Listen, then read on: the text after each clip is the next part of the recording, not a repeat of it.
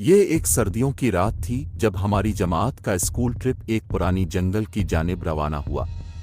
ये जंगल मशहूर था कि यहाँ पुरस्रार वाक़यात होते हैं। पहले तो हमें उन कहानियों पर यकीन नहीं था, लेकिन वो रात हमारी जिंदगी का सबसे खौफनाक तजुर्बा बन गई। हम एक वीरान जगह पर पहुंचे जहां हमने कैंप लगाया। रात के वक्त हवा में अजब सी सर्दी और सनसनाहट थी और पूरा जंगल अंधेरे में डूबा हुआ था। जैसे जैसे रात बढ़ती गई, अजीब व गरीब आवाजें सुनाई देने लगे। पहले तो हमने सोचा कि ये जानवर होंगे, मगर फिर हमें महसूस हुआ कि कोई हमें देख रहा है। कुछ दोस्तों ने बताया कि उन्होंने जंगल के अंदर एक साया सा देखा है जो तेजी से दरख्तों के बीच छप जाता था। हमने इस बात का मजाक उड़ाया, लेकिन जब रात के 2 बजे हमारे खेमे की जिप खुद ब खुद खुल गई, तब सबको यकीन हो गया कि कुछ गलत है।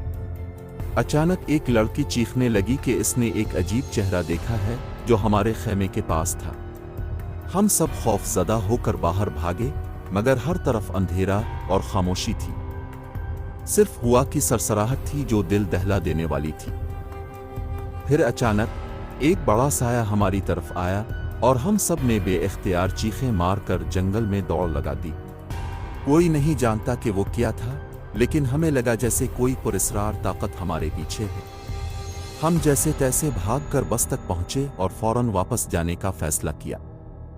जब हमने पीछे मोड़कर देखा तो वो साया अभी भी खड़ा हमें घूर रहा था और उसकी आंखें सुर्ख थीं।